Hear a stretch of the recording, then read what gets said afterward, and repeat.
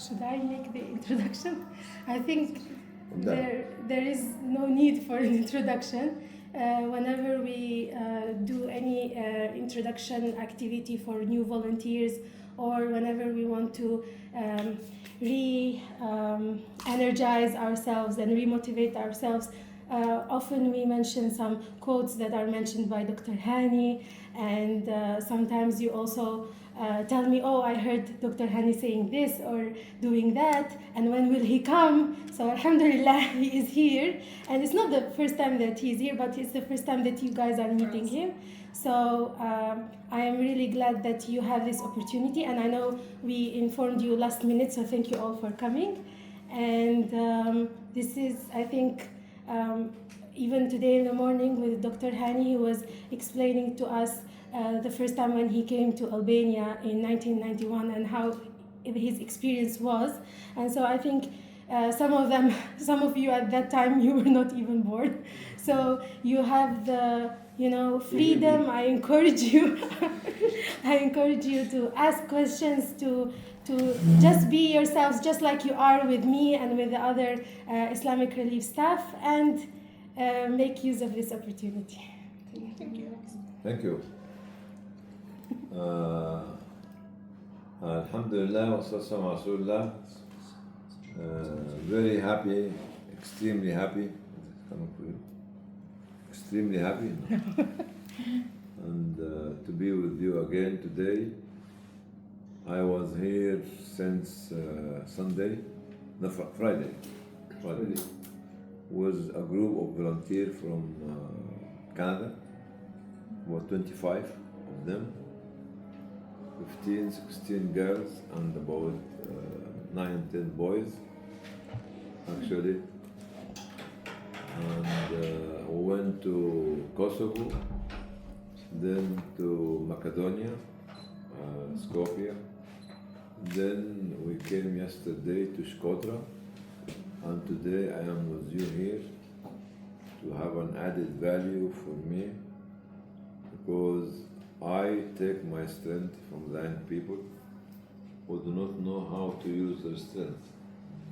So instead of wasting it, I take it.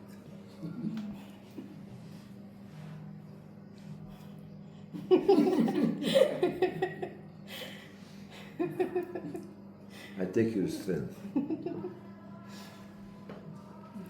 Huh? No. And you. So really very enjoyable and very motivating to see people at your age are very interested to make a change. Because if we start from this age, that means no matter how the world is unjust, whether through bad guys from the Muslim Ummah or bad guys from the non-Muslim Ummah. And you can see in Democratic Republic of Congo, you can see it in Sudan, you can see it in Gaza, Palestine, everywhere. Nigeria, it is one of the richest countries on earth, but Bismillah, mashallah. Bismillah, mashallah, and a'udhu billah. Alhamdulillah. And so the Ummah is full of resources. Full of resources. Most important resource is you. Human resources. Most important. And most important of the most important of the most important is you as a woman. Actually, because you have been created to be a mother, whether you are married or not, having children or not. Because Allah created you to carry burden, to carry responsibility, to carry something in your womb, which is very difficult. You can ask your mother, your auntie, your grandmother, how difficult it was to carry 5-6 kilogram baby, plus the water, plus the fatigue, plus the tilt of the back. There's the first step of carrying responsibility of building the community. So when it comes to marriage, don't make it difficult. Don't make it difficult. Make it easy. Because marriage and the family is the cornerstone not of building society, not of building community, not of building nation, not of building country, but building civilization as well. Because how on earth I have a country which am a single man or a single woman? We have to do the sunnah that Allah subhanahu wa ta'ala make us to do. So really, most important unit in any society, any country, is a family, and the leader of the family is you. The leader of the family is the woman, is the mother. The father could be the custodian, protecting the family, but the one who brings everyone together is you, the five of you. Clear? So don't get your value as a woman from the non-Muslims, because they don't look at the woman the way we look at her. Sorry. Allah has honored and give freedom to the woman from the very beginning. وإذا الموءودة سئلت بأي ذنب قتلت. Is that this young baby girl was just buried alive because she was a baby girl, and she's asking Allah, why I have been buried alive? This is in the old days before Islam. For Allah said, enough is enough. Muhammad said, enough is enough. Not anymore. Then the inheritance, then the justice, the equality, and the reward. Even sometimes when you are married, you get more reward than your husband. You know why? Because you have your duty for the family, then you take 50% of his share when he goes out to do some work for the community. So you have got 100% and 50%, and he have only 50%. Clear? This is the beginning of our talk. The second thing, the most important age is your age. You are dynamic, you have the drive, the energy, and for the girls, they have the passion and compassion. And they are very meticulous sitting down. You are a detailed individual.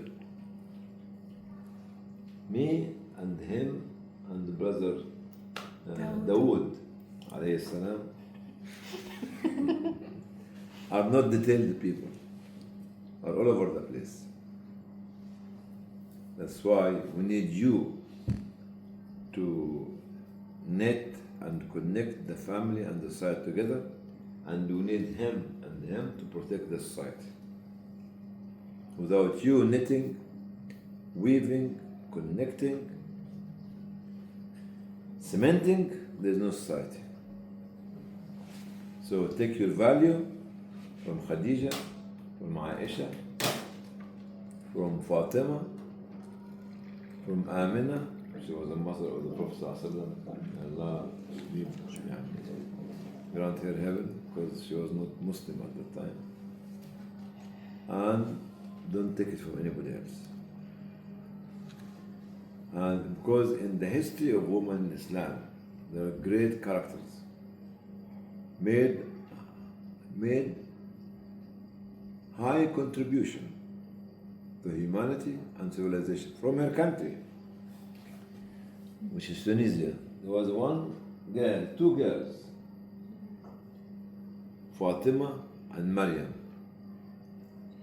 They went from Tunisia to Morocco, and they were from a very wealthy family. When the father died, both of them, Fatima and Maryam al-Fihriya, built the first ever university on earth in the 8th century. Still, Qarawiyyin in Morocco. So you have a very great and dynamic and effective and impacting role. Don't let it go. Stand for it, protect it, and lead with it. But lead with your culture, lead with your value, lead with your morality, lead with your philosophy of thinking, lead with your history, lead with your belief. Clear? That's your role as a woman. And when you choose a woman, don't just choose the woman who is beautiful and attractive, because beauty and the attraction goes with the age. Use the woman who, when you look at her, you'll be very pleased, but when you leave the house, she will protect you, your children, your dignity, your morality. And when you choose your husband, don't choose me. Choose the one, first criteria is the one who has the deen. Actually, then the one who has the same social status. Because you have to be equivalent as much as you can. The one who has the knowledge, but deen is very important. Not the boy who cut his hair like this, or like this, or like this, are wearing this trousers, or this. They buy new trousers, they cut it. Why?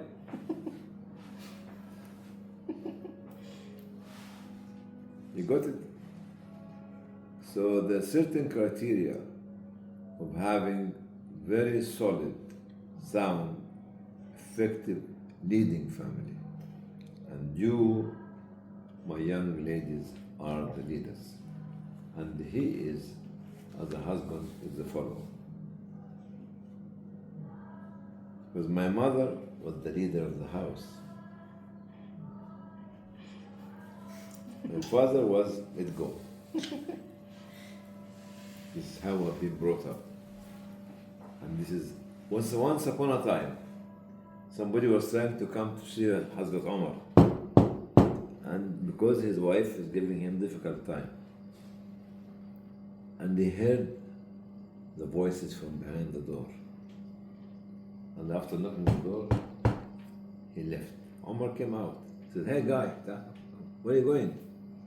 He said, I came to complain to you about something, and I found that you have the same problem. He said, what was that? And he told him that I suffer from some argument with my wife. And I found that your wife is arguing with you, and she is shouting at you, and you are the Khalifa. You know what he told him? Listen, we leave them at home to carry the responsibility of everything, and when we come back, we have to be lenient to support them, to listen to them, and accommodate their complaint. Because they are more responsible for the small kingdom, which is the family. That's why if my wife shouts at me, I have to smile and be cool. No, keep shouting. You have to learn how to shout. She knows. She knows. When it comes the correct time, she will do that. This is. But actually, as I said, if we invest in youth, we invest in the current situation and in the future. If we waste our youth, we waste our current situation, or our presence and our future. And this is something to put as earring in your ears. Because youth are the future leader, could be the current leaders. And that's how we have to invest in you. When she told me, I said, I'm very happy to come and sit down with you and learn from you. So you have to tell us your stories now. This was my intake, is to start with. Now if you want to ask questions, if you want to make comment, if you want to make statement, I'm ready. And be blunt, because Prophet ﷺ used to sit with women and they were asking him all the critical questions. I'm not a prophet, astaghfirullah. But they were actually taking the chance to ask him the difficult question. They were not shy, because in learning or seeking knowledge, you should ask in a polite way, not ask in a rude way. Because you want to know. You should maintain your quality of the character that you have and the dignity, but keep asking. Keep asking. Because if you don't ask, you'll never learn. Yes? Who can start cutting the ribbon? Ina? I forgot all of them. She forgot all of them, she says. Oh, we'll come back I again. have some. Yeah, go on, you start. What's your name? Isnalda. Isnalda. Isnalda. Isnad. Isnalda. Isnad. Isnalda. So she is from Isnad support, Nalda. That's Albanian or Arabic? Isnad. Okay. Yes, Isnalda. ما. Ma? No, she's imitating your way of doing the sounds of Ma. the... Oh, you know my language. She's a fun, you know his language. I am your son, and you are my mother. I'm crying.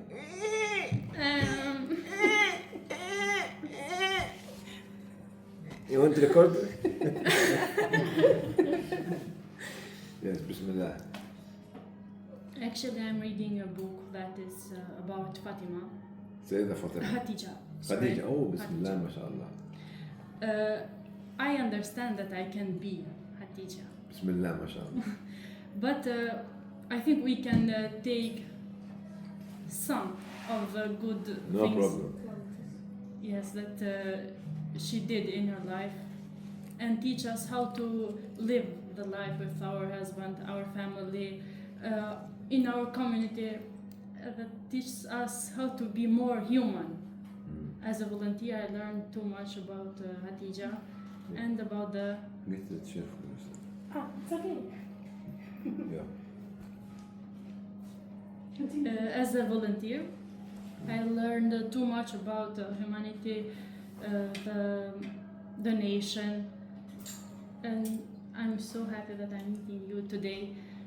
I have watched different videos of you, Famous. and I swear when I listen your voice, I was not thinking what you were saying, but in my mind was. Yeah.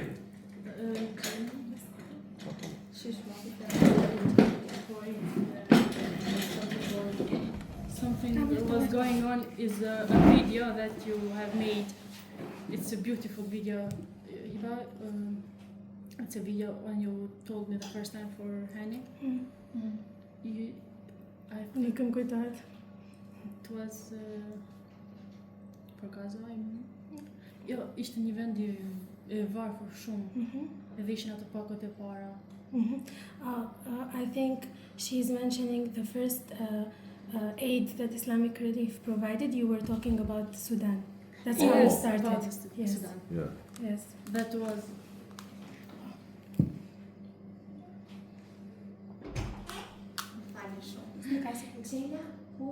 Nuk e di. No, okay. Skaja.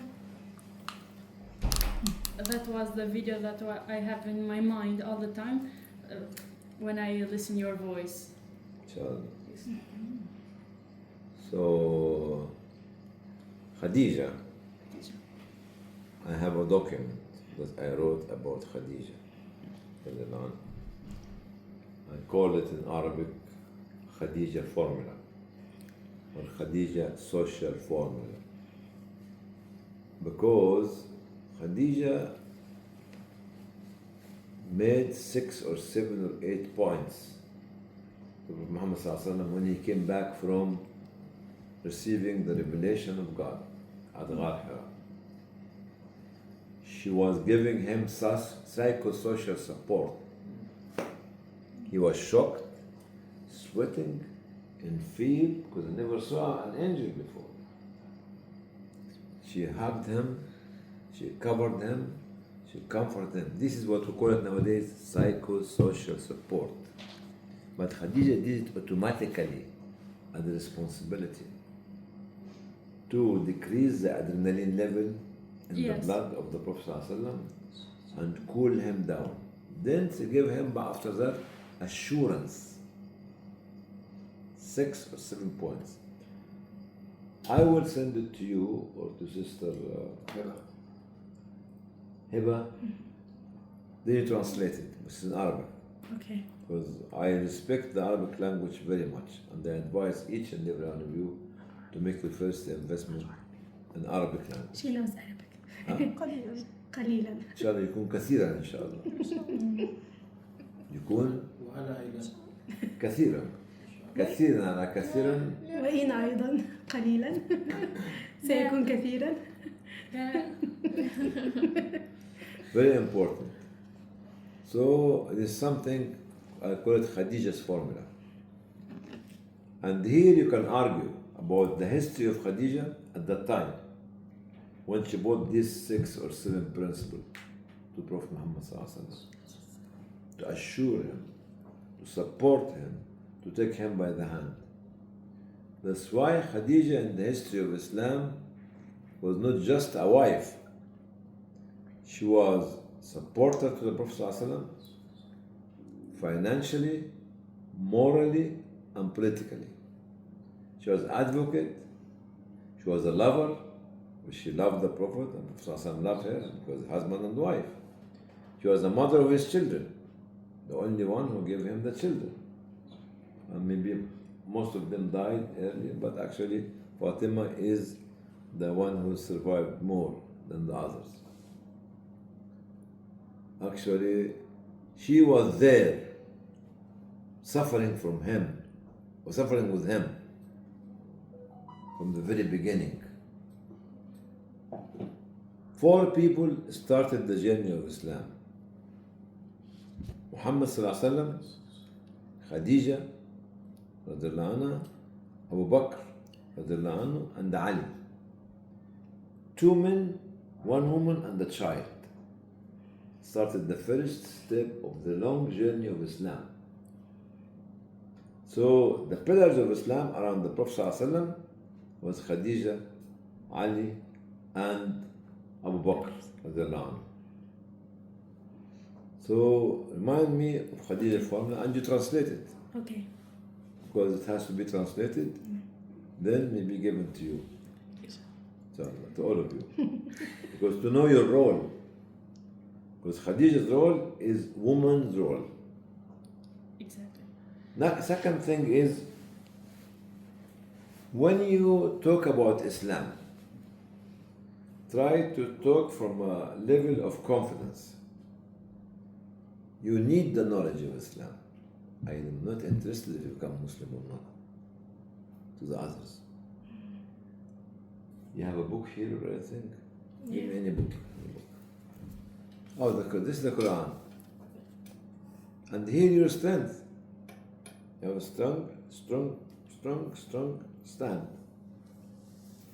This Quran is the source of the keys of knowledge. I love you, my non-Muslim sister, to read it. Not because I want you to become a Muslim. I've got 2 billion. Not want them to become 2 billion, but because for you to be more knowledgeable. To have the impact of Quran as a mindset of your mind. Expanding the level of the dimensions of your intellectuality. It raises the intellectual level of the people who reads it.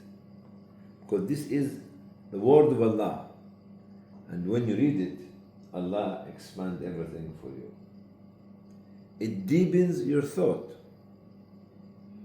It assures you in what you are talking and what you are trying to do.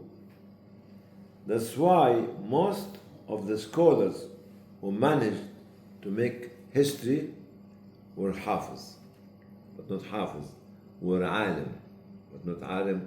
Do you know what Quran was about? Because it was the word of Allah subhanahu wa ta'ala. Arabic language is second key for all of us.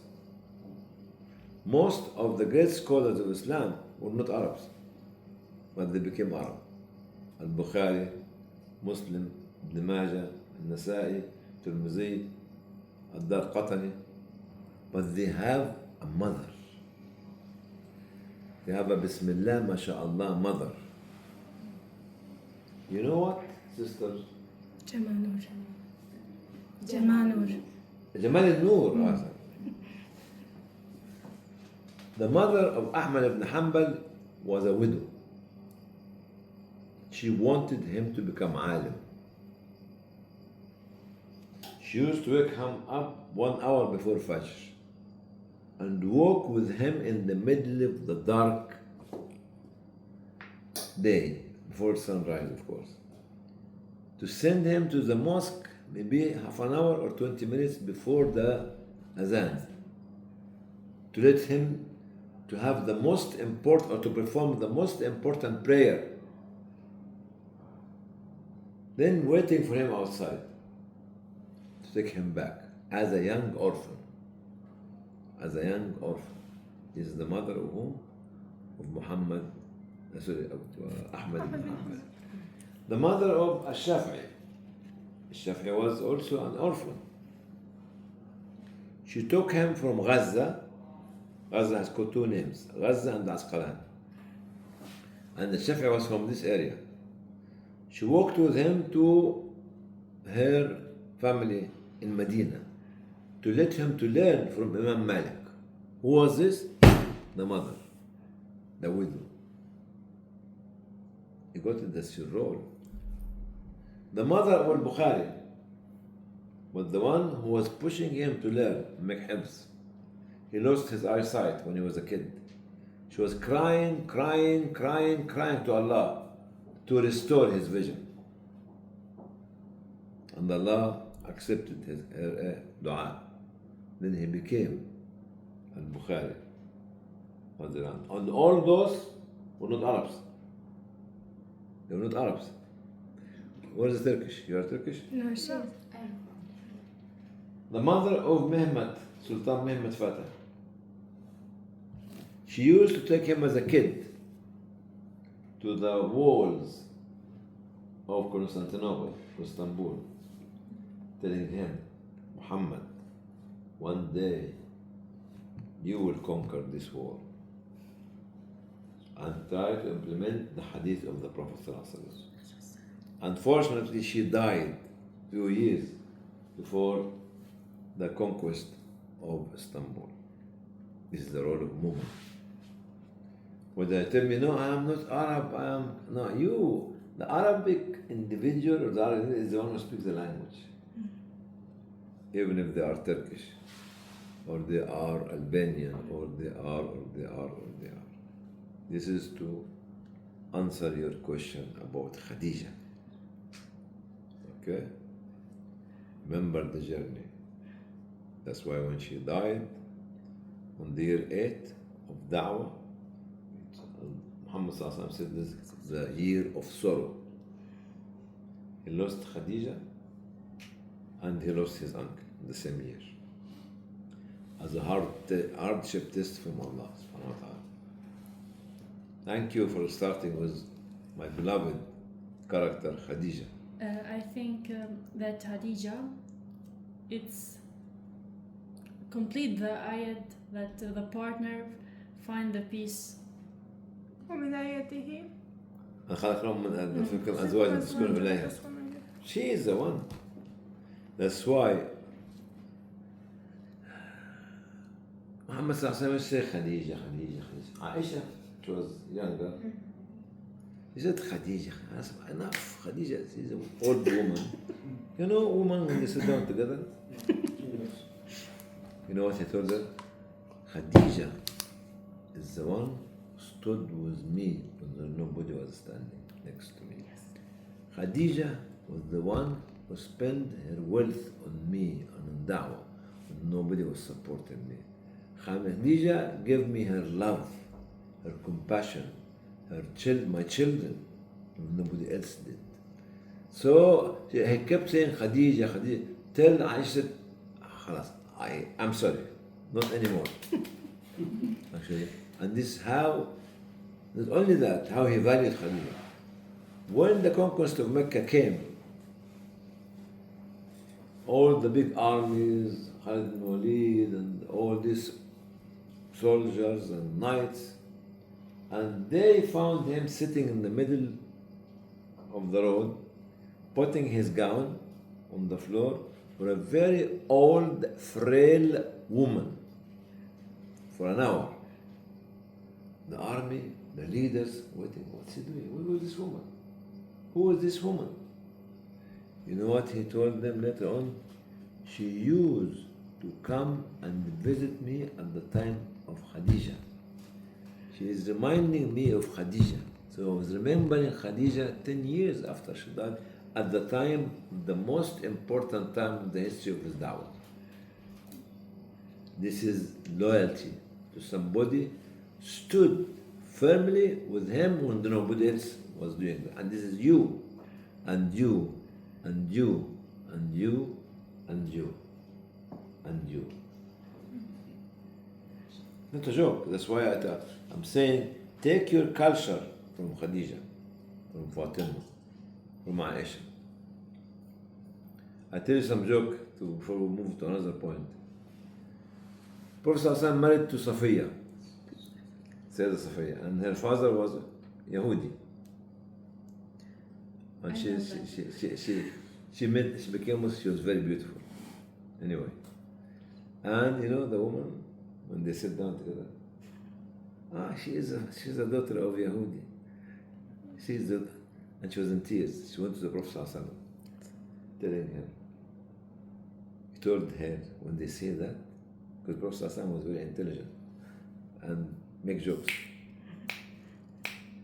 And they tell them that my father was a prophet, my uncle was a prophet, my cousin was a prophet, my great grandfather was a prophet. Who are you? And when she started to say that, everybody went quiet. Was trying to tell her, defend yourself. Another story which reminds us of the role of young girl, younger than all of you. Her name was Kulthum. Her father called Uqba ibn Abi Ma'id, who was the worst enemy to the Prophet ﷺ. The worst enemy.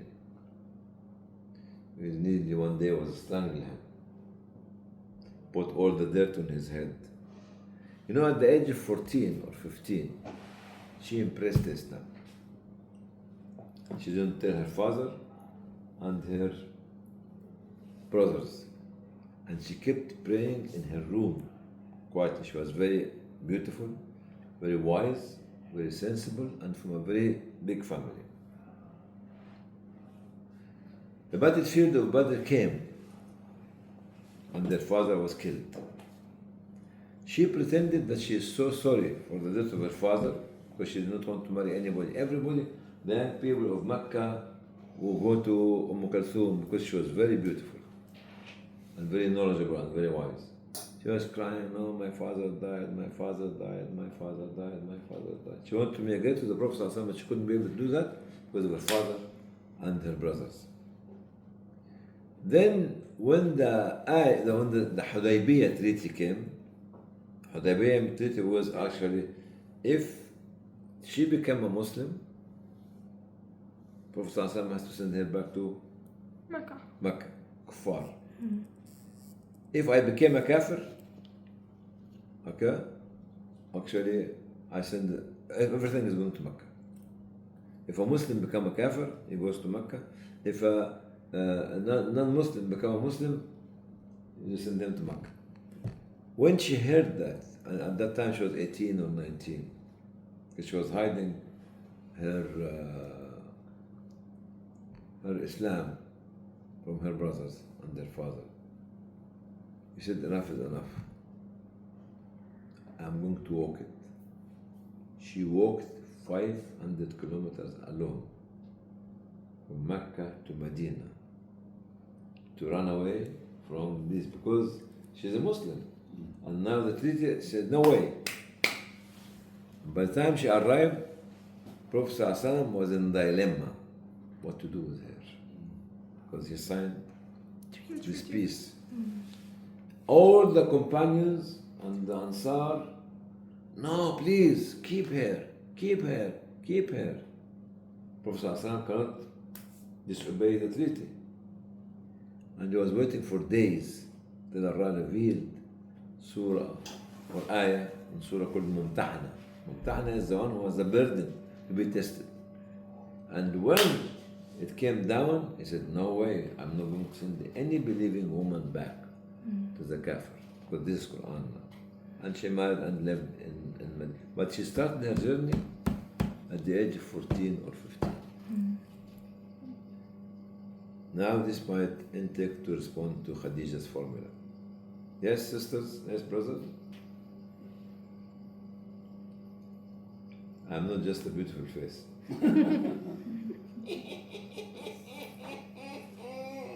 You have to be a clown when you deal with the children. You know, I was in a food festival, and they put at the beginning, at the entrance of the food festival, the goat as a mother, and the little goat as a daughter.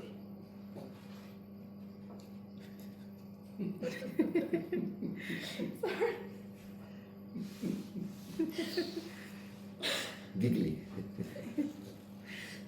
I went and did this. The mother was hiding underneath a big table. And when she heard this voice, it seemed to her that her daughter is crying. She came running. She looked at me. I said, and she found her daughter there, and I am there. Said, what's going on? This happened. I'm serious, this happened a month ago.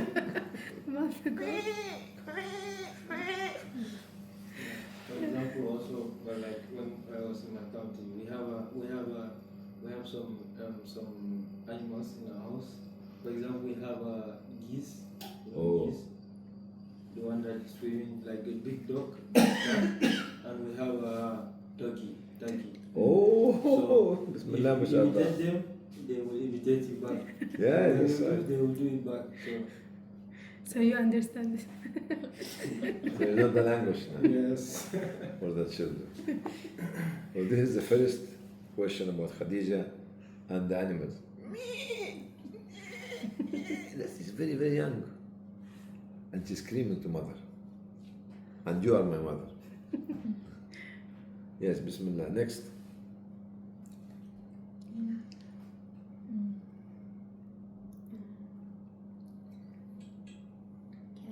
Yes. Yes. First of all, welcome to Albania again. And I wanted this question. And for example, what was mean the goal when you started this organization? When we started the What organization, is the main? When we started the organization 42 years ago, most of you were not here. I was there, waiting for you. You still. Yeah, I was still. We did not have any plan, did not have any budget, did not have any resources, any office, nothing. So sometimes people at your age think, yeah, I have to have this and this and this and this before I do anything. No. If you believe in something, do it from your heart. If it's for the sake of Allah, Allah will support you. May be difficult, but after that it will go ahead. So there was nothing. 1983, I just married my wife. And she was asking for you. And she knew never come back to my wedding. Who asked you to come to Cairo? You didn't come. It was 1983. And so there was a famine in Africa, in Ethiopia. And the media was focusing on the non-Muslims. Because there was no Muslim organization, you can't do the charity work or the relief. And we were deceived by the media, like nowadays we are deceived by the media. So the media is sending a lot of lies. I was invited to attend the medical meeting in Sudan in December. And this is how we started. I did not have the money for the ticket. I went to the Sheikh in London. He opened the drawer, gave me £300 for the ticket. This number one. I met a Sudanese brother who told me, no, the Muslims are not Muslims. Because some of them come from Eritrea, which is 70-80% Muslim, and the land of first Hijrah, and some of them are Christian. So I found that the media is fooling us. At that time, with what I had, photographs and knowledge from the Sudanese brother, I said, we have to do something as Muslims to help everybody. Our first donation was 20 pence from a young boy, was my relative, from Cairo, 20 pence. Because after visiting Khartoum, I went to Cairo. Then I came back to UK by January, because that was the end of December. I was asking anyone of the brothers to help me. Said, no, we are supporting Afghanistan. Only one brother, originally Palestinian, but he's Iraqi. He said, I'm going to be with you. So it was myself and Dr. Ihsan. So you have got how many characters? The one who donated the £300, nobody knows whether she's a woman or a man. Okay? The Sudanese brother, the Egyptian boy, the Palestinian colleague. We started with nothing. By 1985, I was visited, or we were visited by Yusuf Islam, Cat Stephen, who gave us the name of Islamic Relief. Because at that time, the name was not Islamic Relief. The whole 84, it was not Islamic Relief. We made any funny name, to just a bank account. He gave us the name. Where's the logo? Give me a. You're Turkish? Yes. We sent it to a Turkish designer in London. He designed the logo. The globe was the minaret.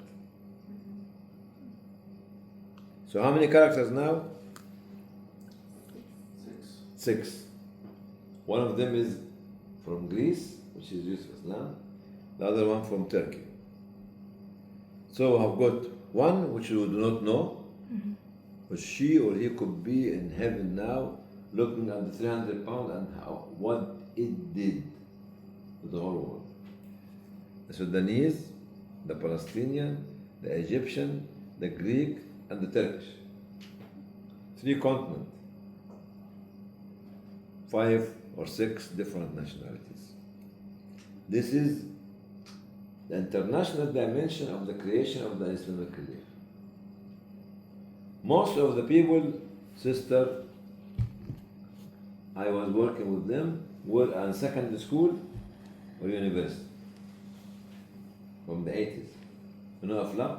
Yes. 89. Jangir and Anwar, 88. All young secondary school people and university people. We'll have a break after this. 5 minutes. But when you look at it, when we started, there was no big names, no big figures, nothing. It is the young people, younger than you. Some of them now are professors or businessmen or work in the United Nations or CEO of big organizations. But we used to work like, I to call myself, I used to work like a donkey. mysterious because too much. And this is how we start. Allah, with His wisdom, let us to have this diversity at the very beginning. Okay? Yes? Doctor, if you allow us, they need a break for 5 minutes. Yeah. Pray. Our daughters, they need To 5 or pray. 7. Yeah. 7? There. Lied. So, Just before that, yeah, I think Dawuda needs to leave because he has work, and also she wants to ask a question Okay, before the of course. break. Yes. Okay. All right. So actually I'm new in Islamic Relief and I didn't know much about the story, especially I didn't know that it was happening in Albania. And when we first got here, we got introduced from like the story how it started with the coin. And Alhamdulillah, it's mercy from Allah. But my question actually is, how do you keep, like, you know that all of these things are from Allah, and what is the thing that you are most blessed and you thank Allah every day related to the organization?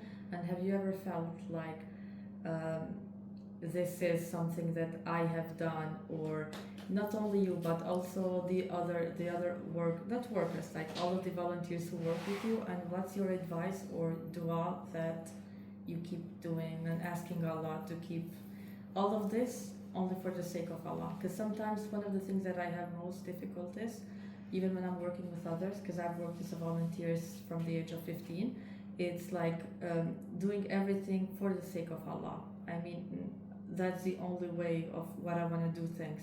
And sometimes with this dunya and all the situations happening, they may like keep off the focus, like turn the focus from the other side. So that's kind of... We were not thinking about what is going to be. We're just very busy working. And at this time, you keep renewing your intention. You do some very simple things. You pray, you read Quran, you don't do anything bad, don't backbite, don't. This is a very simple thing. Because it does not require you to do something incredible. If you switch the intention from the very beginning, then you focus on the work, Allah will take you by the hand. Because when Allah chosen you to do the voluntary work, it is His choice, because He knows that you are the one He wants her to have this.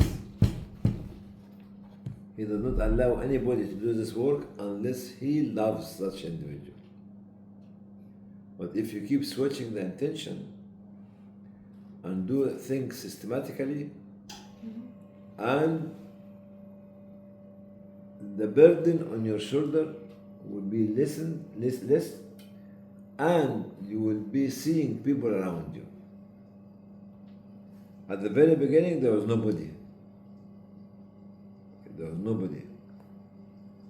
So, but since you walk the first step, you manage to show your action to others. Other point is, feel humble and show humility. It's not easy. It's difficult. Other thing is, listen more than you talk. Because sometimes we talk too much and we don't listen to people.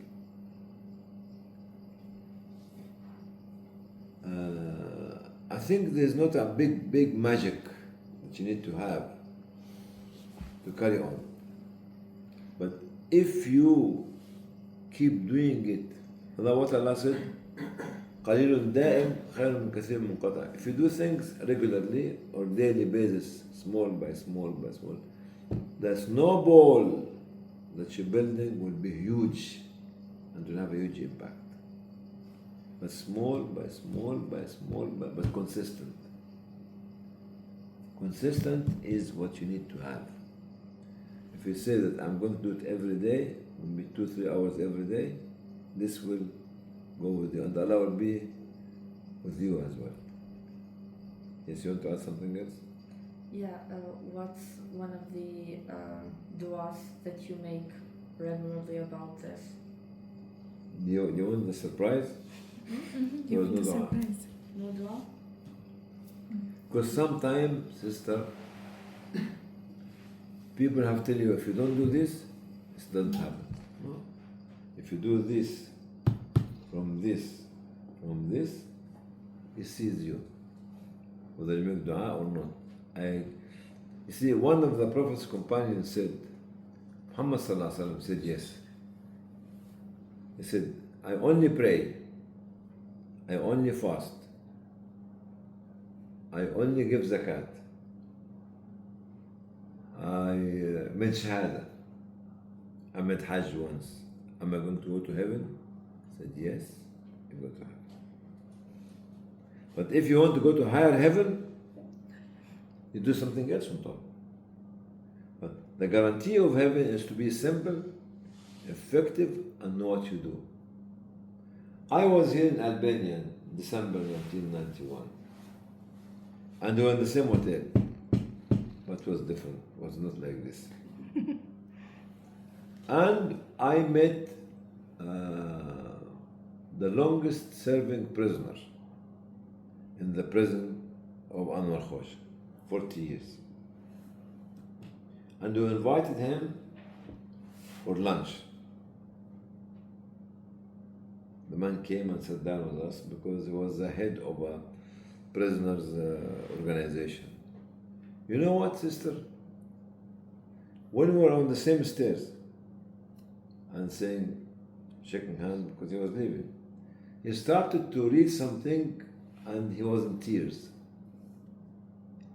I did not know what he was reading. None of us knew what he was reading. But we kept quiet, all of us. And two of us were Arabs. Another one was Macedonian but speaks very good Arabic. And the rest don't know what he's saying. And the Macedonian brothers told them in Albanian, what is this? He said, this is the Fatiha.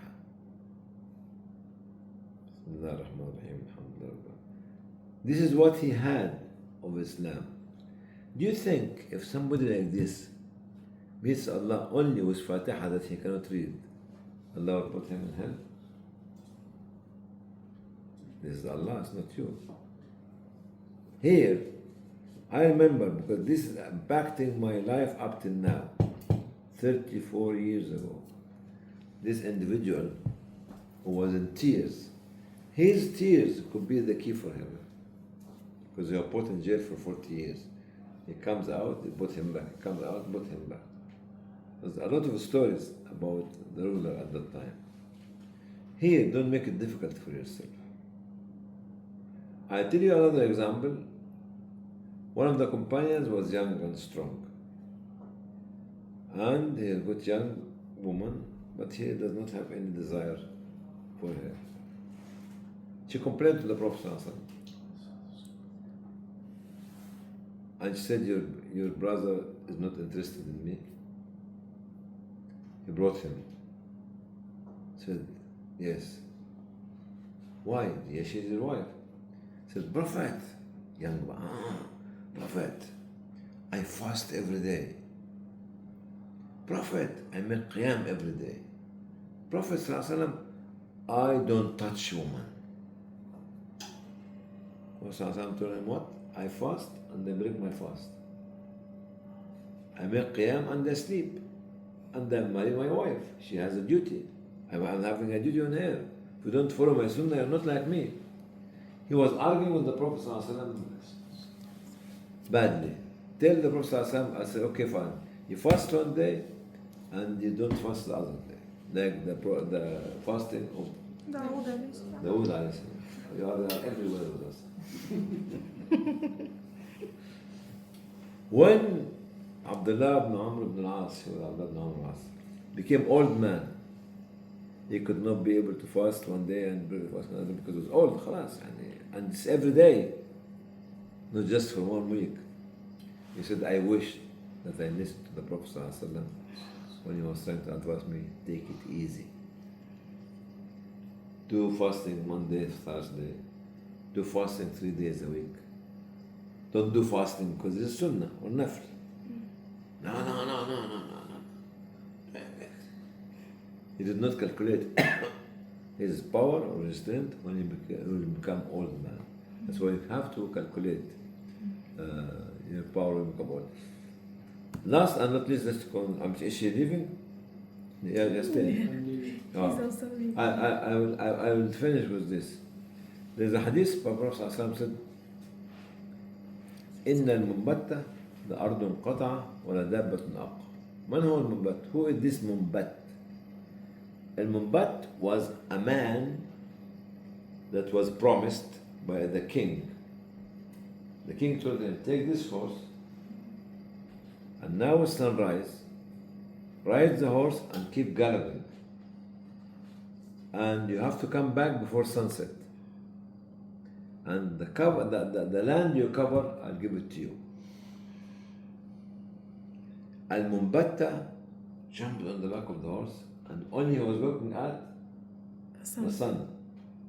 He was not looking at the time or the horse itself. He kept go.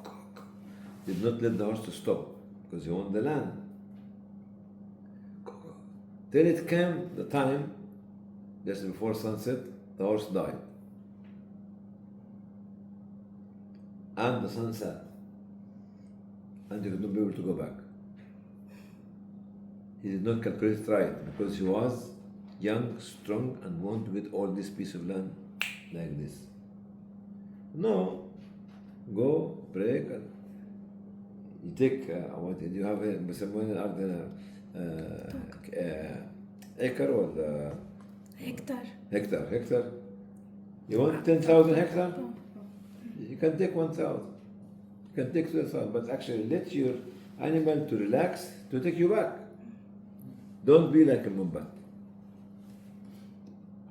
If you don't know how to say, how to memorize the dua, do any dua. Do any dua. They think that Allah accepts all the dua of the people who speak all the languages. Even your intention. Sometimes you seal your dua and you make it by your heart, which is very difficult. And He knows, subhanahu wa ta'ala. So don't make it difficult for you. Make it easy. Inshallah. You're leaving? Can I get my bag? Your bag, yeah.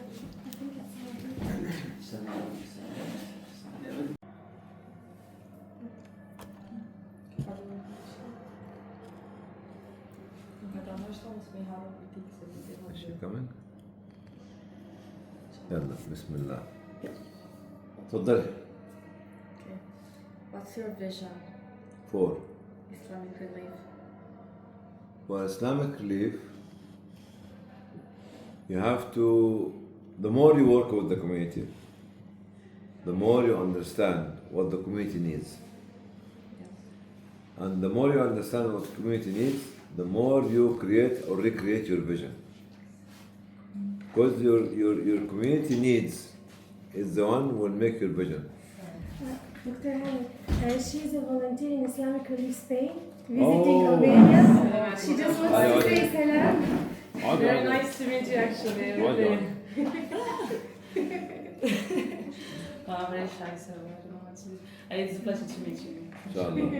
And I hope that Allah will. All of us, inshallah. Of course. No, this is good. This is for the guest. She actually ordered No, I coffee. ordered something, don't worry. I ordered something. And you? No, thank you. We're just, yeah, he hasn't. طب اقعدي اقعدي. If I just you can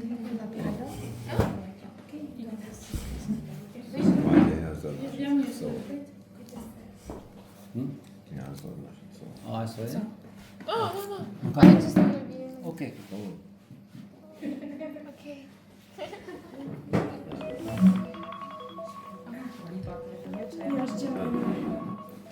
Dur, evet. Okay? So, vision is not something that you buy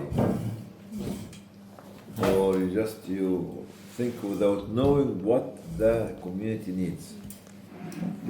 And when you work hard with the community, you can create your own vision. Because you might say that I want to change the level of education. I want to spread education. I want to increase the independent family. They can be creating their own income. All these kind of things. It does not come like this. Yeah, I'm a visionary man, sitting in my dark room and thinking about something which is not realistic. Until now. We will talk about myself. Yeah. No, Myself is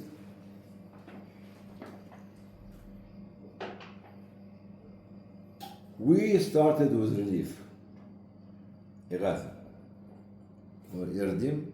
Yardım. Then we went to rehabilitation. Then we went to advocacy. Then we went to development. Then we went to empowerment. The more you work hard, the more you discover the needs of the community. Then we went to protection. Then we went to research. Then we went to publishing books and articles to educate others. So it's a never-ending story. It's a journey which does not stop. Once you are inside, learning every day, you'll be able to even to change your vision, to revisit your vision, to change your writing, to revisit your writing, and to sometimes you change some of your values because it was wrong. It does not suit those people. Okay, so this is the vision which you need to do. For myself, nowadays I write. It's number one. Alhamdulillah. I advocate for publishing books because we are very poor in publishing books and we read what others are publishing or us. Then I encourage young people to visit the terminology. Like there's some certain terminology or definition. You visit it because the one who wrote this terminology or definition, he wrote it or made it through his culture, his value, his belief. So why should you take it? You make your own terminology, your own definition. This is what I'm a little bit busy of doing nowadays. Sitting with young people like you. It is, for me, it is a priority. Because I'm not just stuff, I'm not teaching, I'm learning. When you ask these questions open my mind to see you differently. Because without knowing what you want, I will never be able to address the young people's problem. This is how. So if anybody come and tell you, this man is a visionary, why? And he's sitting in a room, doing nothing. The vision is the byproduct of the work you do with the community. And the more you bend your back to the community, the more Allah will expand your vision and change your vision. Yes. What's your name, sister? Ikram. Ikram. Are you Tunisian or Moroccan? Moroccan. She is from the Fatima al-Fihriya. Fatima al-Fihriya. Tell her. أول جامعة في العالم. Oh. Okay. Alhamdulillah. Yes, sister. Once upon a time, I had an idea to take the database of Islamic Relief and to make my own Organization? Yes. Okay, why not? Um, Do it. but Hiba, tell me something. But not the base of Islamic Relief, but do your organization, no problem. Before that, I told that. She told me the story of France, in France, një vullnetar në Francë, po që kishte bërë një ditë në gjë. She told me something like this, but in illegal way. What did I say? Ai që kishte mbledhur fonde. For the France. Kishte French, mbledhur fonde në emrin e një organizate tjetër. أعتقد بتكلم على قصة فرنسا اللي Dhe انفصلوا duke بمكتب shpërndar فرنسا. nga vetja e vet, domethënë. Ishte diçka e tillë kështu. Edhe unë përpara se të ta thoja idenë time, më tregove që njëri kishte bërë kështu. Po, Edhe stopova. okay. So she's saying sometime like she had some idea, and before she tells me the idea, I mentioned to her something similar, and it made her stop telling me her idea. She said that you are reading her brain. Does that mean that I'm reading your brain? Yes. Okay. Don't know. Maybe. Maybe. Sometimes when you know somebody very well, you know what she's going to say. And you know her thinking, Yeah. her direction, and you can tell her, yes, I know what you're going to talk about. Hiba knows me. Because you're very well. Yes, I think. Isnalda is the first volunteer who started with us for fundraising in Albania. Yeah. So she started on the first day of Ramadan. This year. Last year, and we were not sure if she was a practicing Muslim or not, and so we told her, do you want some water? Because we felt sorry for her, you know, coming and volunteering on the first day of Ramadan. She's like, aren't you all fasting? You know, and then like we realized that okay, it's not that is I that have a different in that time. Different things about Islamic Relief. The office of Islamic Relief was too far from here. It was my first year in Tirana, and I was thinking, where I'm going. You're going to meet Allah? I'll tell you something which I mentioned this morning or yesterday. Allah created Adam, صح? From clay, صح? He made this big, beautiful body. Then what he did? وَنَفَخْنَا فِيهِ مِنْ رُوحِنَا. He put his soul in Adam. So in you, the Spirit of Allah is there. In you, the Spirit of Allah is there. So Allah is inside you, whether you like it or not. So what we need to respect the presence of Allah in our blood, in our thought, in our ideas, because without the soul, without the spirit, we are dead. So if Allah wants you to do something good, you do it. If Allah wants you to not to do this, because He's there. If I take the spirit out of you, will you be living? That's it. That's why actually with the observation. Sorry, I have to go. Okay. It's very interesting. But I have a group of people that's waiting me. Bring So them. sad I have to go. she's a tourist, so she. I just met them and I talked about Islamic Relief. I'm so sorry, but I would love to stay. No problem. No problem. Feeling sad. Okay, take care of you. Thank you very much. The observation of Allah is very important. Because you observe your soul, your spirit, which is Allah. It's from Allah. Here, He has complete observation on you, so that even you are whispering to yourself. Because He is the soul in you. Subhanahu wa ta'ala.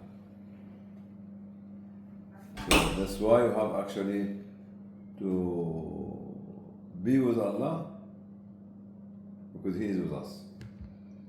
And He is inside us, not just with us, He is inside us. And He's giving us His life, His soul to live. Let us live. Become alive. ونفخنا فيه من روحنا. This is from Allah. When I saw the Islamic Relief for the first time, I applied to learn about Islam because it was my first year becoming a Muslim. And when they told me you are going to be a volunteer, you are going to do things like this, okay, but I started learning in another way about Islam. And I think it was the best way that I learned about Islam. I have tried to learn about in course in different ways, but Islamic Relief was the best way that I learned about Islam.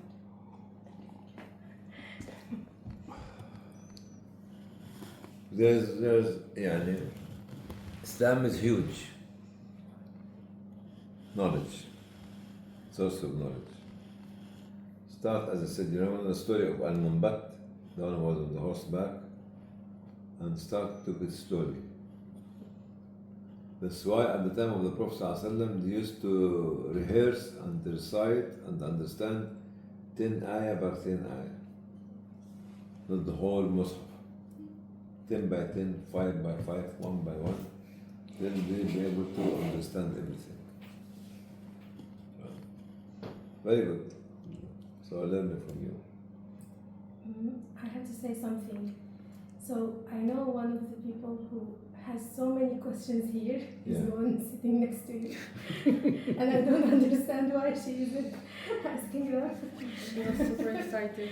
Yes. I don't know where to start. Close your eyes and speak. You're right. My eyes closed. Oh, no. She told her, just act as if you're talking to him, and she's like, no. But I wish I could, but I cannot. Bismillah. Okay. Bismillah. So we were talking about knowledge, right? Yeah. But I guess there is something which is like knowing somewhere in your subconscious mind or whatever.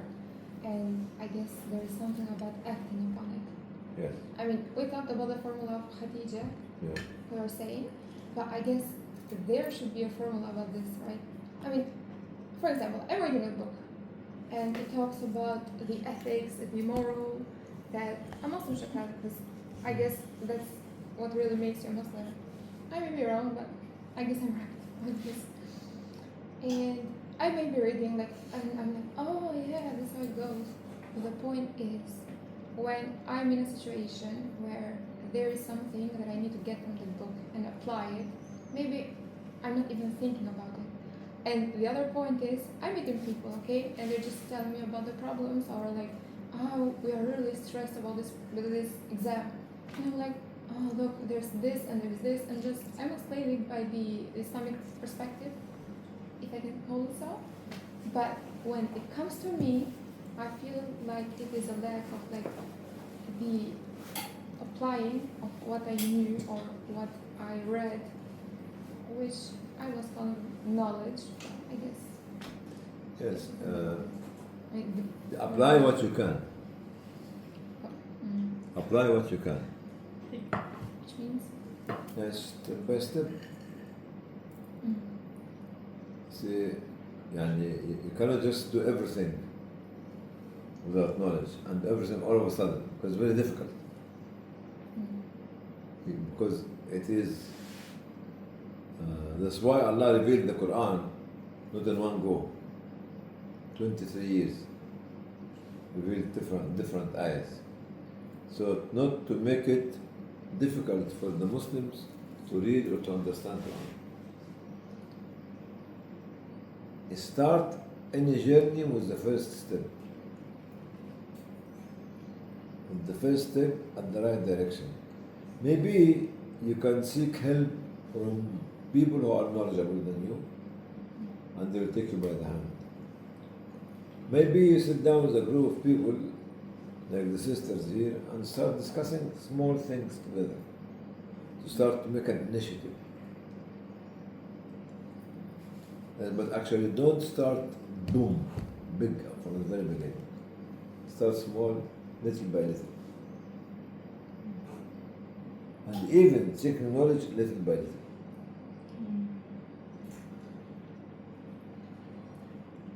Okay? You are not convinced? Ina is one of the people that she has very high expectations and hopes for herself, and I think when some people need motivation, she doesn't need it, you know. She does it on her own. And I think this is why she wants more from herself. Yeah.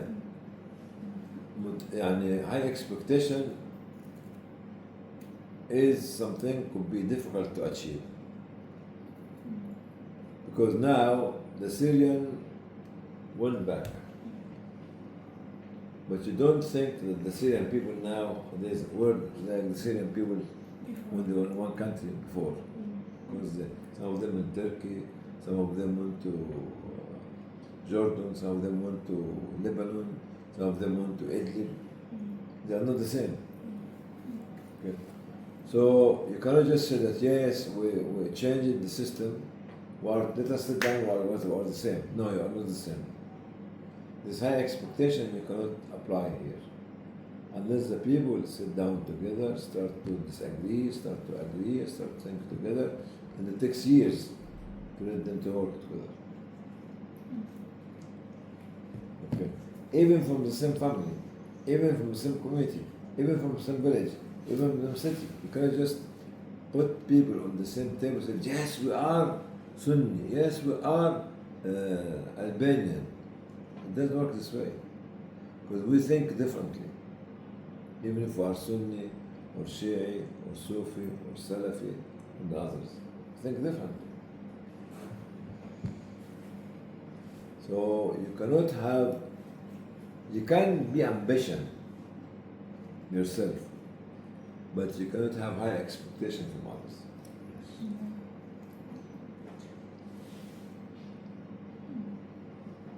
I told you that Hiba knows everything about us.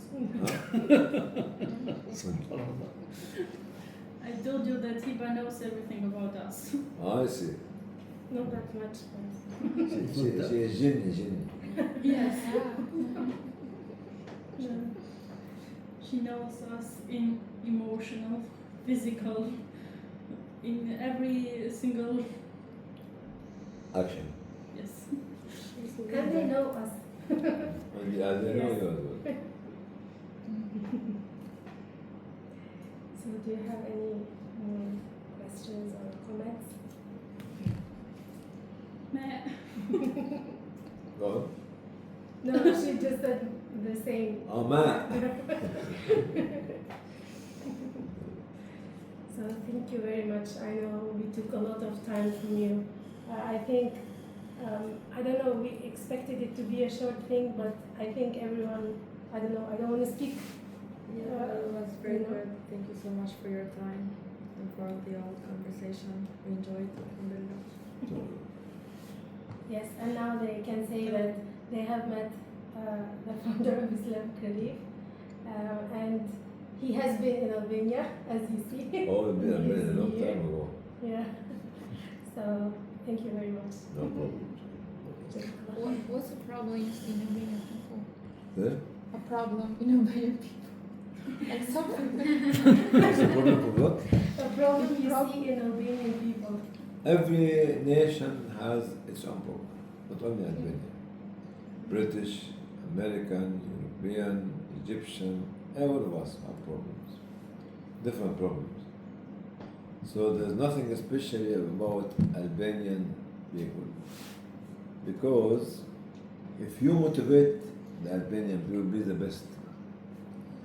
You see, if you don't have corruption, if you don't have this kind of problem inside the society, they will be the best. So you need to change the system to allow people to have more freedom. What I'm saying is, for example, you met an Albanian by the road, just passing. Like, what is something that you see in him that is something which is kind of wrong, like kind of something that shouldn't be in society? I mean, I'm trying to understand, like, what are my surroundings like? Okay, by someone who sees it Oh, she's from from the outside. outside. Okay. No, don't ask people to judge you from outside. No, like people judge to learn, right? That. Yeah. Okay. And actually, I remember I don't know where this is one going. of the prime minister of Malaysia, his name was Anwar Ibrahim. He said, don't ask a visitor to sort out your problem. Because he does not know the country, does not know the culture, does not know everything. He might have read something, but this is not enough. Not so convinced about this part. Well, this was Anwar Ibrahim. And this was more than 20 years ago. And now he's the Prime Minister of Malaysia. Still. I think Ina thinks that you have knowledge of the Albanian culture and society, Yeah. and she does not see it as if you are from an outsider, but you're someone who comes and looks at it every now and then from the inside. Thank you very much. Good that you think this about myself. I didn't know it. I was thinking about this shit. I I wasn't know what she thinks. Yeah, some people might have the knowledge, but it's difficult as well to. You cannot discover the illness unless the doctor asks the patient the symptoms. What are the symptoms? So for me, if I'm a doctor, I have to know there's a problem, and I have to know the symptoms, and I have to start treatment, treating the people. This not anybody who might have visited Albania 10 or 15 or 20 times will know everything. He might know something. But to be very honest, if you want to make a solution for any problem, make the local people to be with you. That's a difficult part, I guess. Huh? I guess that's a difficult part. No, it's not difficult. It's not impossible, but It's not it impossible. can happen. Huh? It's possible. Nothing is impossible. I mean, No. we, as a volunteer, we tend to see what is happening in the fundraising of Albania in 2 years now. I mean, in 1 year for me, I'm gonna say. And fund collecting or fundraising is probably how you learn about Albanian people. Okay? Yes. And to be honest, one thing I learned about them is that they give a lot. And Alhamdulillah. you know nothing about it. I mean, someone right here might be giving a lot. I mean, with Islamic Relief, maybe with someone else, and you know nothing about it. Yeah, that's how you know it. Oh. Yes, and this is actually, this is right, but at the same time,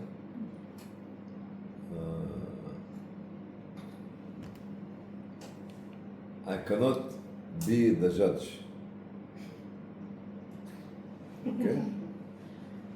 Unless I live with the people. And then unless I know the law in the country,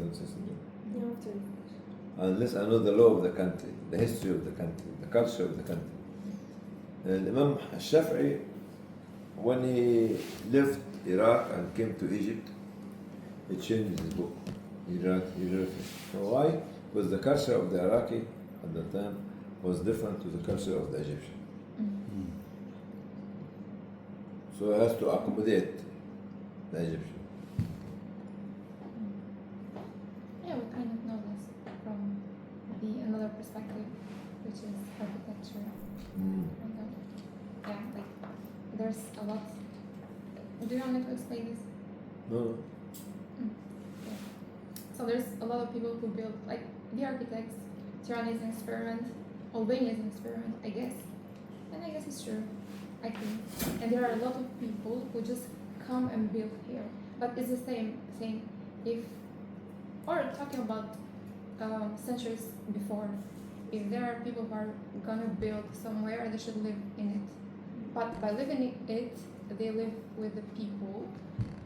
But even when someone who doesn't live in Albania tries to build something in it, for example, I'm building something in Tunisia. I'm going to use the white and the blue. I didn't live there, okay? But I know there's something about it. And Yeah. I guess this is with people. That's why, and the solution has to come from the local community. But I still... I can help them, but they have to involve them. But I still think that someone from outside is able to have an opinion on people without knowing them. No, Okay. that is different.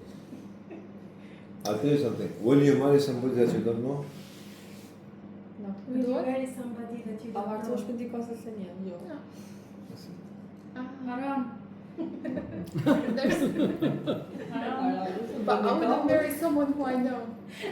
There's- What did you say? What did you say? And the opposite of this. I wouldn't marry someone who I know. Okay. No, you should marry somebody that you know that you can live with him. Oh, Peace. okay, there's no more Not part of fight. this. I have something to add. Yes.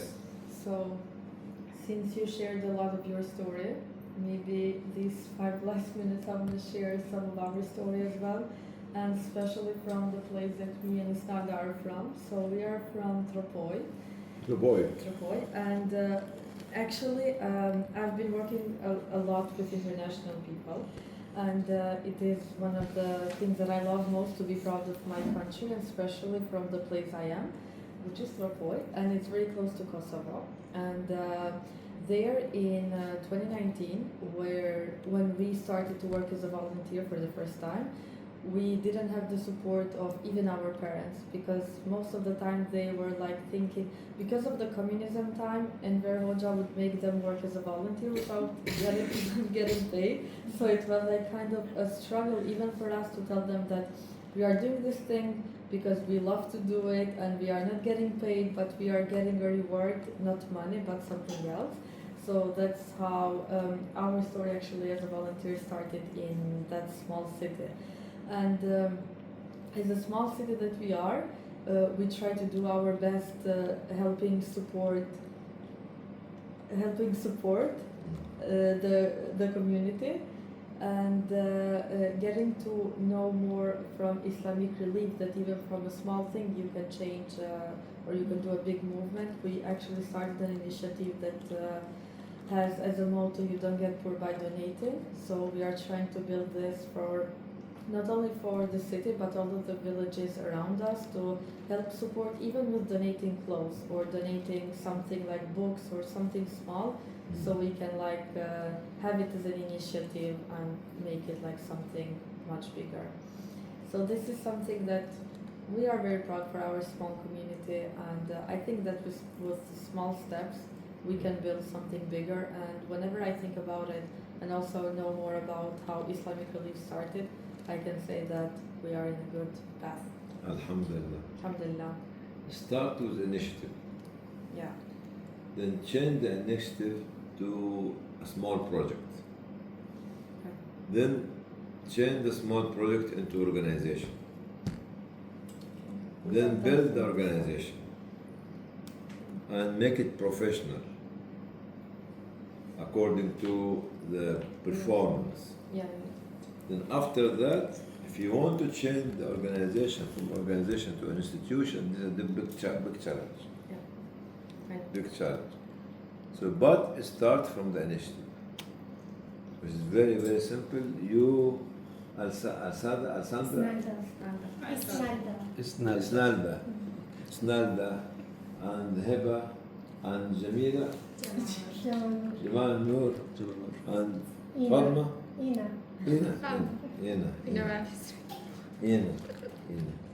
So, just start. Yeah. I think we have done most of the phases, so alhamdulillah. Inshallah, just start. I think our generation had made the idea of volunteer in our It's only bringing in a new concept to the community, not only from our community, but also in Albania. It was not a very clear concept about like working as a volunteer. Why? So- Because the country has been born new in the 1980s, less than 50 years. Yeah, and I think these small actions, and especially when it comes from Islamic Relief, it's better in Islamic side because we are not only volunteering but also helping to spread the word of Allah. Inshallah, I mean, inshallah, we will be like making a change for good and for Islam as well. Do you know how people in Albania see volunteering? I mean, not only Muslim people, okay? We know it as a concept of change making, okay? Yes. But we're talking maybe for non-Muslim people and how they see it. It's like, for example, if I'm telling someone, look, I'm a volunteer, they'll be like, oh, you're volunteering without anything, gaining anything in backwards. Like, I guess there's something which needs to be changed in that. Yes. But, and Hiba was telling me the other day, she was saying, like, we don't even have a verb saying that I volunteer. There is no verb in Albanian. So I what? volunteer. You make No, there's no Yes, verb. so It shows we something. made a verb for it. See, sister, not because it's not there, you don't say it. yes. Do you know, I know or I heard about an Egyptian woman who added to the French dictionary 3 terminology. I have a terminology which we did it in 2006. You know humanitarian? Yes. Humanitarian. Yes. Humanitarian. I call it, it's out of date. Replace it by creaturitarian. Creaturitarian. Referring every creature to the creator. Humanitarian referring the human to the human. And the human does a lot of mistake. As you can see it nowadays in Iran, you see it nowadays what Israel is doing to the Palestinian, what the Emirati and Sunni is doing to Sudan and others. So invent your own terminology. Why not? Shakespeare is not better than yourself.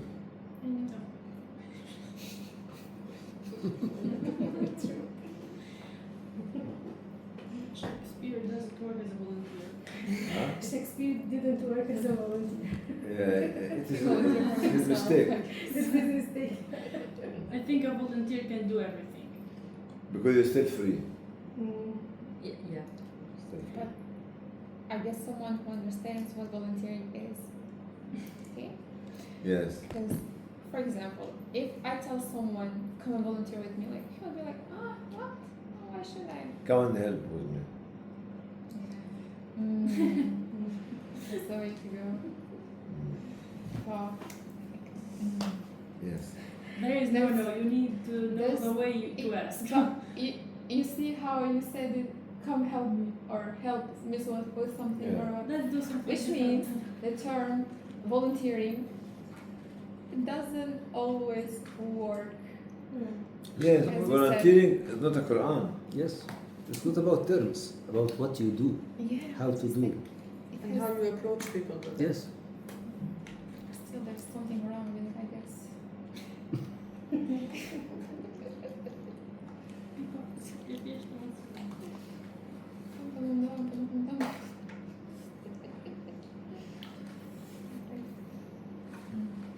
فاش شويش بس She was super excited. She was super excited to meet you, and she had a lot of questions. And now we are all very. What's happening to you? You can take my telephone number and you can call me.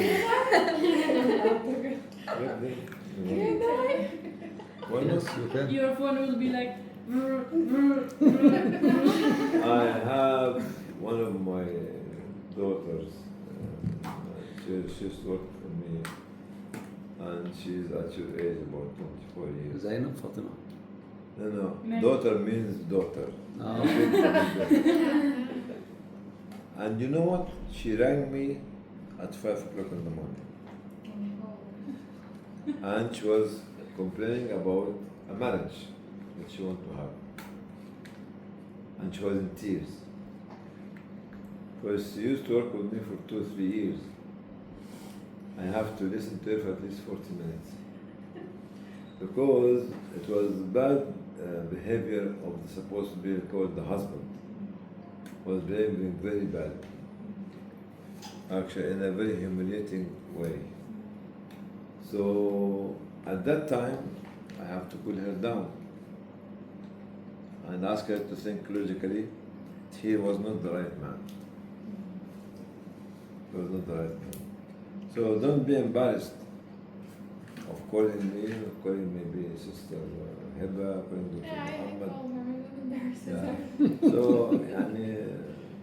I have no problem with this. It's Oh, good. okay. But, It's not the things we will block her. no. So, I need to know how do you feel that your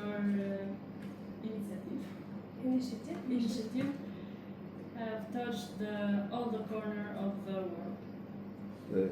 How do you feel that the initiative that you have started has touched all the corners of the world? I never thought about it before. We all, Yeah. when we start something, we don't know how far. we Yeah, but will. it depends on you, as I said earlier. Your nafs and Allah. You know what happened to Prophet Ibrahim alayhi salam? Allah told him, "Adhin fi nas." Make an adhan in the middle of the desert, and every man and woman will come to you. This may be 4,000 or 5,000 years ago. Now, how many people make Hajj and Umrah every year? There was no microphone, there was no internet, there was no social media, nothing. Ibrahim was saying, Allahu Akbar, Labbaik Allahumma Labbaik. Now, millions of people go to Hajj and Umrah every year. It's adhan, just announce, and carry on, and carry on, and carry on, and carry on. Then Allah subhanahu wa ta'ala make it successful.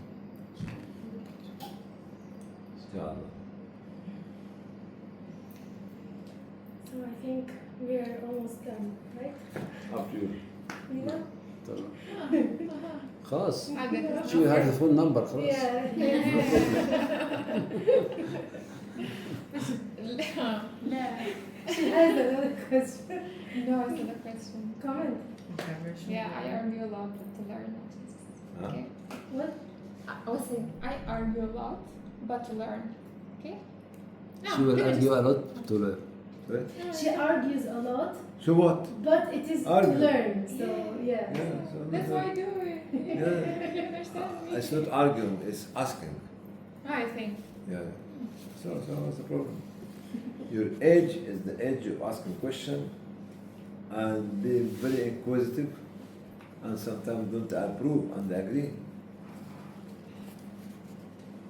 If you don't ask, you'll never learn. Yeah. Something that, okay, if if I didn't ask, I would think that I could judge people who live in the other part. No, don't be shy of asking. Don't be shy of asking. Keep asking. Okay, let me just tell you the last thing of how I see Islamic Relief. Okay? I'm a volunteer, and I didn't know that it was like this. I would come and meet all the new people which we share the same, how do I say it? Ideas? Values? Yeah, values. Okay? But we had the volunteers event in Kosovo, which was the annual one, I guess. And I mean, I was seeing all the faces, and I started calling Islamic Relief the people of Nur, people of light. No, yeah. Can you believe that? Why not? I mean, I always used to think, and I still think, that the best environment that I will ever work is the one which will include all of the people from all of different nationalities. That's right. But there are like some things which can make it like miscommunication, etc., etc. And one of the reasons why I think I could do this is Islamic Relief. Oh. Okay. There were, I mean, there were Albanians, most of them, but there were people which came from London, I guess, or from many different places. And not only there, I met them. I mean, Islamic Relief was a place that I met the people. Yeah. I met the people saying, I didn't, it's not like I didn't meet people before, but I met the people. And the people as the people. I can explain it, I don't know. Yeah. That's how I know. So that's why Islamic Relief was one of the best things I did. Let me just say the best. Okay. So the initiative is going back to this thing. You wanted to help people? Yeah, we're helping also with this. لا يعني helping people is a way of life, even if you do little. Even if you just smile at their face. And you just say some good word. That's helping. You don't have to give money and all this sort of things. No. Smile is a charity. Holding hand is a charity. Money is a charity. It's helping you. Yeah, different numbers. Huh? Okay, I'll get your number, she said. Oh. Now she's convinced. Thank you very much. Yes. جزاكم الله خير. I think Gigi is almost